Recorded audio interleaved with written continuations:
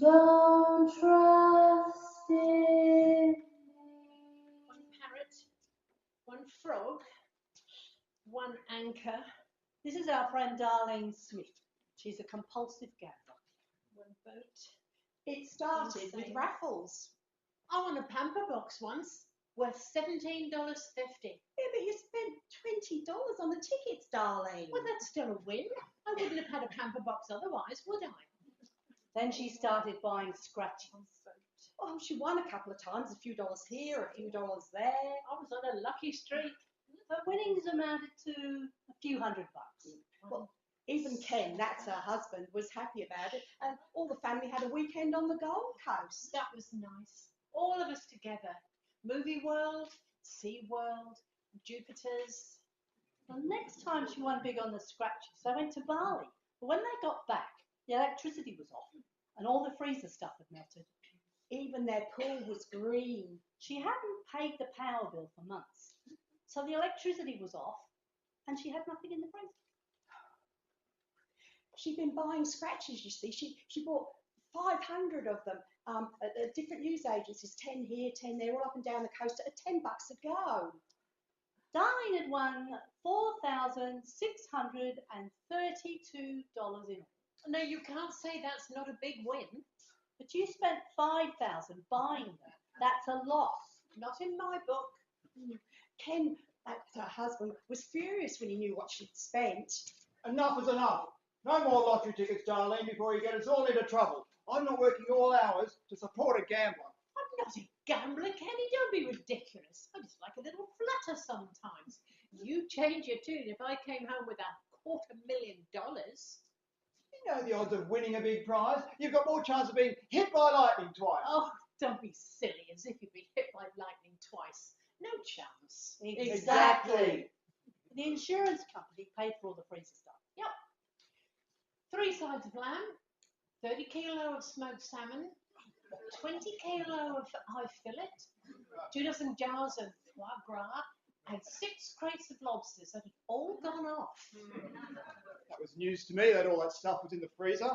Well, that's all right then. And didn't we have a lovely time in Bali? You know, who hasn't bought a scratchy from time to time? Just yesterday, all I needed was one parrot and I'd have won $250,000. Guess what? The next scratchy I bought, the first thing that came up was a parrot. How close was that? Darlene meant well, but she didn't realise how it was affecting her family. You know, even one day when the kids were little, she wasn't there after school. It was dark when she got home. She said, I've been to the gym. I was on the treadmill. I forgot the time. And then an awful thing happened. The phone rang. Yes, this is Ken Smith. Who? Oh, yeah. Did she? When was that? No problem, mate. I'll let her know. Ta. The RSL had phoned to say Darlene had left their credit card on the counter that afternoon. You're a liar and a fucking thief, Darlene. All I wanted was for us to have another nice holiday together. Is that so bad? All I needed was one more lemon for the jackpot. Do you know the odds of winning in those machines, Darlene? I know those machines, Kenny, and I knew Lucky 88 was due to pay up. But when I got there, Cheryl was on it. I saw her fat ass on that stool, and I thought, that cow's going to win my jackpot. And she did. So not fair.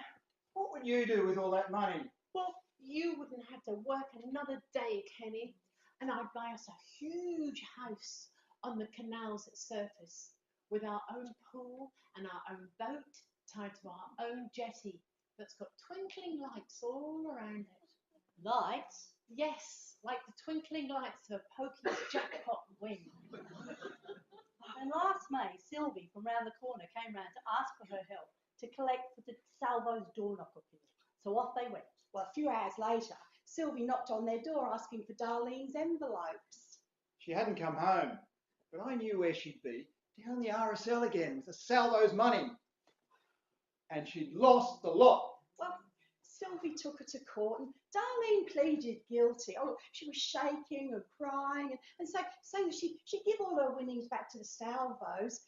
Well, then Ken stood up and said, Can I speak, Your Honour? I'm the defendant's husband, and if my wife's a compulsive gambler, she needs help, not prosecution. But the magistrate said that theft from a charity was very serious. Yes, sir. She got 6 months probation and 120 hours community service on the condition that she joined Gamblers Anonymous. I'm Darlene, and I'm a compulsive gambler. Welcome, Darlene.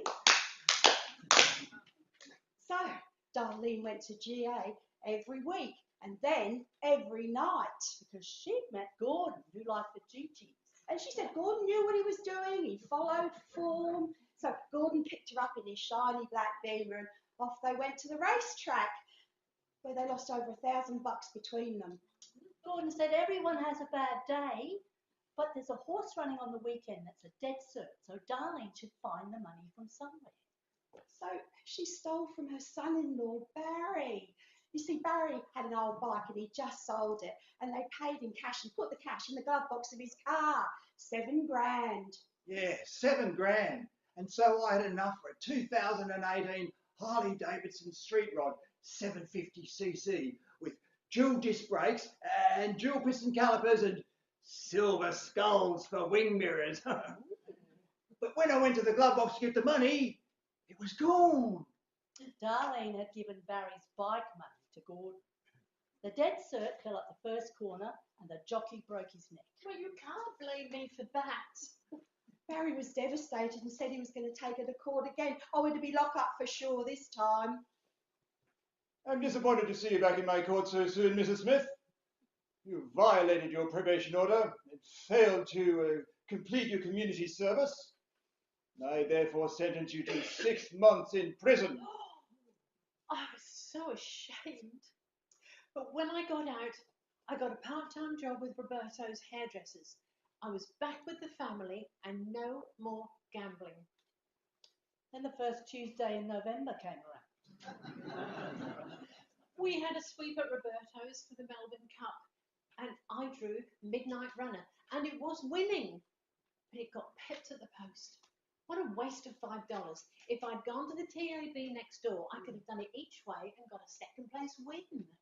So the next day, on her lunch break, she went to the TAB, backed a winner, and stayed for the rest of the day. Oh, hello, is that you, Mr. Smith? It's Roberto here.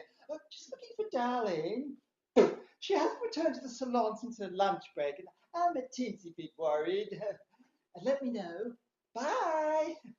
So Ken changed all the PIN numbers on the cards and made sure there was no cash in the house, but She stole from churches, from Roberto, from op shops, and from the tuck shop at a kid's school. she sold stuff on eBay. Ken's stuff, Barry's stuff. anybody's stuff. And then she sold herself. Darlene was a prostitute. She got caught on Menzies Corner when an undercover cop drove alongside her and asked her how much she charged. Well, how was I supposed to know he was a cop? He looked like a normal man. So she was arrested again and charged with theft and soliciting or loitering for the purposes of prostitution. Darlene Smith, according to my records, this isn't the first time I've seen you in my court in recent times. And it isn't the first time I've seen you in recent times, Your Honour, if you know what I mean. We knew what she meant. There was a hush all over the court. And a sort of blush all over the magistrate. Mrs. Smith, I've decided to give you a further probationary period and release you into the care of your family. I knew Ken and the kids were watching me. They just couldn't trust me. But I felt choked and suffocated, and I always felt certain that I could get that big win, that life-changing jackpot. And so, One morning, Darlene was gone. No note, nothing. But all her stuff was there. Oh, the family was so desperate. So Ken rang Gordon. Oh, poor Ken. Imagine having to speak to that creep. Gordon, it's Ken Smith here. Look, it's about Darlene. I don't suppose you know where she is. The casino? You saw her there? Yeah, no worries. Yeah, ta. So Ken drove over to the casino, and yes, she had been there, but she was spending all her money. So they called an Uber to take her home. So Ken rang the police, and sure enough, they'd had an incident report of a woman standing on the top story of the Shopping World multi-story car park, saying that her life wasn't worth anything, she'd failed her kids, and she was no good to anyone. Senior Sergeant Jones from the City Watch House.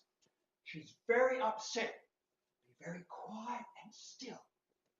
Don't start one! So I called out, Darlene! And she turned suddenly, and then she lost her balance. And then she was wavering backwards and forwards with her arms out wide as if she was about to fly. Well, she threw her head back, and in a flash, she was gone. The scream and then the silence was awful. And then the cop looked over and said, Fuck me. She's only gone and landed in a bloody great skip of old mattresses and scratchy cartons. I was saved by the scratches. You see, I'm just a lucky person. With luck like that, we should all buy a scratchy. so we did. I want $5. Nothing for me. Nor me. But Darlene is still scratching. One lock, one key, 2 handcuffs, I can't one be cell. trusted. Don't trust